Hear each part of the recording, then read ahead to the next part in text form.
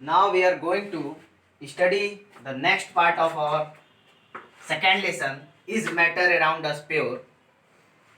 Classification based on chemical constitution. जो classification chemically matter का किया गया है उसका अब हम डिस्क्राइबेशन स्टडी करने जा रहे हैं। जैसा कि मैंने आपको बताया था कि मैटर को फिजिकली 3 स्टेट्स में डिवाइड किया था, mainly solid, liquid and gaseous state. Now we are going to study the chemical constitution of matter. Okay, तो मैंने प्रीवियस क्लास में आपको बताया था कि केमिकली मैटर को 2 पार्ट में डिस्ट्रीब्यूट किया गया है, एक प्योर सब्सटेंस और एक इम्प्योर सब्सटेंस। ओके, तो प्योर सब्सटेंस क्या होते हैं आज हमें ये स्टडी करना है। What are pure substance? Classification based on chemical constitution. Pure substance जो पहला पार्ट है हमें वो स्टडी करना है। What are pure substance? Those substance which are made up of same type of particles. ऐसे सब्सटेंस जो एक ही तरह के पार्टिकल्स के मिलने से बने होते हैं। Same type of particles. Particles क्या होते हैं? एटम्स और मॉलिक्यूल्स। ओके, तो कोई मैटर जो है, सपोज दैट कोई भी मैटर है। ओके, सपोज कोई मैटर है और ये जिन टीनी पार्टिकल्स के मिलने से बना है वो एक ही तरह के हो, सेम टाइप के हो, सभी पार्टिकल्स सेम प्रॉपर्टी वाले हो, सबका साइज, सबकी boiling point, melting point same हो, तो सेम टाइप ऑफ पार्टिकल्स के मिलने से जो मैटर बना होता है वो प्योर सब्सटेंस कहलाता है केमिकल। और ये जो पार्टिकल्स होते हैं वो 2 तरह के होते हैं, एटम्स और molecules, are called pure substances. Those substance which are made up of same type of particles. Same type of particles means जिन टीनी पार्टिकल्स के मिलने से कोई भी मैटर बना होता है वो टीनी पार्टिकल्स एटम्स और मॉलिक्यूल्स के फॉर्म में होते हैं। एटम्स और मॉलिक्यूल्स के फॉर्म में। जैसे एग्जाम्पल के तौर पे सोडियम क्या है? ये एक एटम है सोडियम का। सोडियम एक एलिमेंट होता है जो छोटे छोटे सोडियम के एटम्स के मिलने से एक एटम एलिमेंट दिखाएगा। क्योंकि एक एटम का साइज, किसी भी मैटर के एटम का साइज बहुत ज्यादा छोटा होता है जिसको हम अपने नेकेड आइज से नहीं देख सकते हैं। इसके लिए हाईली पावर्ड माइक्रोस्कोप की जरूरत पड़ती है।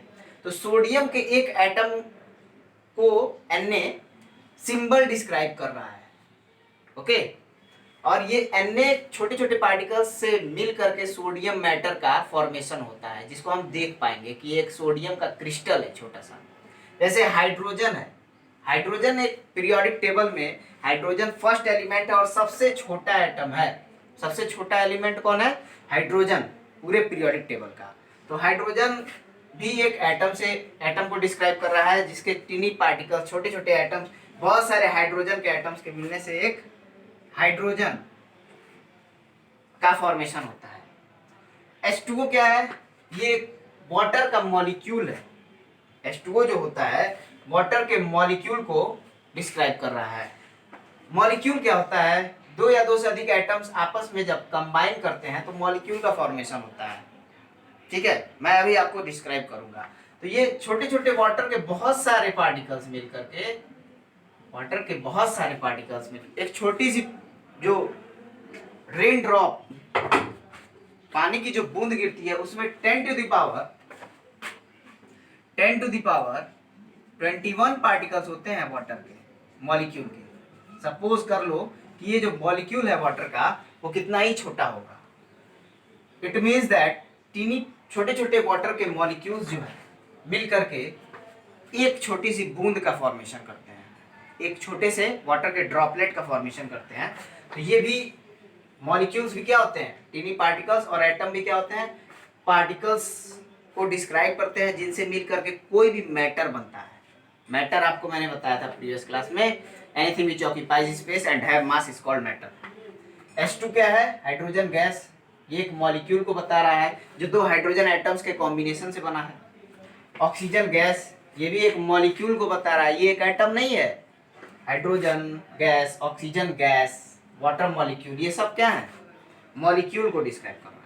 यहाँ कैल्शियम Ca, ये एक एटम है, ये कोई मॉलिक्यूल नहीं है, क्योंकि इसको केवल एक ही सिंबल से हम रिप्रेजेंट कर रहे हैं। तो कैल्शियम के छोटे छोटे एटम्स मिल करके कैल्शियम मैटर का फॉर्मेशन करेंगे। ठीक है, अब हम जान जाते हैं एटम्स क्या होते हैं। Smallest particle of a matter, सबसे छोटा पार्टिकल किसी मैटर का, smallest particle of a matter which exist in combined state.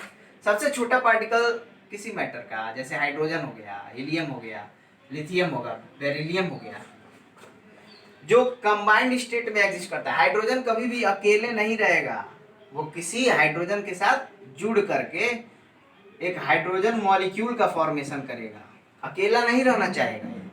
तो जो कंबाइंड स्टेट में एग्जिस्ट करेगा नेचर में, किस स्टेट में रहेगा? कंबाइंड स्टेट में रहेगा। स्मॉलेस्ट पार्टिकल किसी मैटर का जो कंबाइंड स्टेट में रहता है, अकेले नहीं रहता है, वह क्या होता है? एटम कहलाता है। ओके, यही सबसे छोटा पार्टिकल होता है जो कंबाइंड स्टेट में रहना चाहता है। मॉलिक्यूल क्या होता है? Smallest particle of a matter, smallest particle किसी मैटर का सबसे छोटा particle exist in free state, जो फ्री स्टेट में स्वतंत्र अवस्था में अकेले रहता है, उसको किसी अदर पार्टिकल की जरूरत नहीं है अपने आप को स्टेबल बनाने के लिए। एटम क्या होता है कि अपने आप को स्टेबलाइज करने के लिए दूसरे के साथ जुड़ता है। अगर ये किसी अदर एटम से नहीं जुड़ेगा तब तक ये स्टेबल नहीं रहेगा। लेकिन मॉलिक्यूल क्या होता है? ये पहले ही से स्टेबल पोजीशन में रहता है, किसी अदर एटम के साथ जुड़ा रहता है। ठीक है, वाटर जैसे स्टेबल पोजीशन में है, सल्फ्यूरिक एसिड है, हाइड्रोजन, सल्फर और ऑक्सीजन एटम तीनों कंबाइन होकर के ये सल्फ्यूरिक एसिड मॉलिक्यूल का फॉर्मेशन किए हैं। ठीक है, तो ये सभी क्या है? मॉलिक्यूल है जो फ्री स्टेट में एग्जिस्ट करते हैं। Smallest particle of matter exist in free state are called molecules.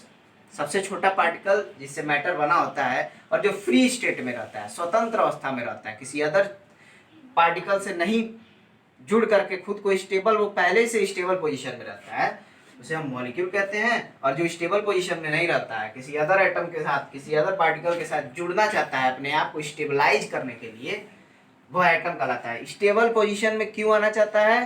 क्योंकि ये एटम जब दूसरे हाइड्रोजन से स्टेबल बॉन्ड बनाए, जुड़ जाएगा और हाइड्रोजन मॉलिक्यूल का फॉर्मेशन करेगा, तब इसकी एनर्जी कम हो जाएगी और कम एनर्जी होने पर यह एटम स्टेबल माना जाएगा। एनर्जी कैसे कम होती है, कैसे ये दूसरे एटम के साथ जुड़ता है, ये आपको आगे और डिटेल में पढ़ना है।